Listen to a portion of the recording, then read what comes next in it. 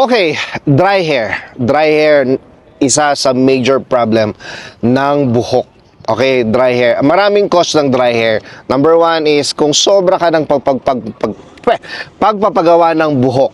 Ibig sabihin, sumusobra ka ng coloring, sumusobra ka ng rebonding, sumusobra ka ng kahit anong chemical procedure sa buhok mo, is isa po yan sa magiging cause ng pagiging dry ng iyong buhok. Pangalawa po is yung masamang or hindi magandang lifestyle. Well, sorry, yung lifestyle mo is nakaka-apekto dun sa pagiging dry ng hair mo.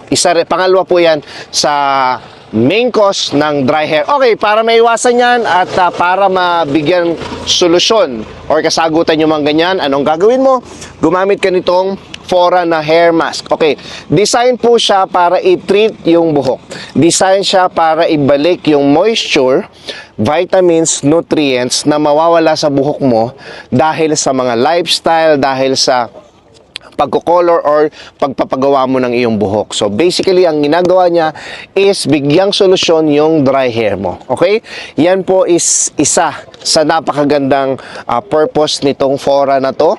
Dahil tested na po yan, napakadami na nating kliyente sa salon na nagpapagawa at nabibigyan na natin ng solusyon yung kanilang mga problema. Yan naman po ang goal ni Fora, bigyang solusyon yung problema, bigyang solusyon yung mga hair problem na nakakaharap ng ating mga kliyente.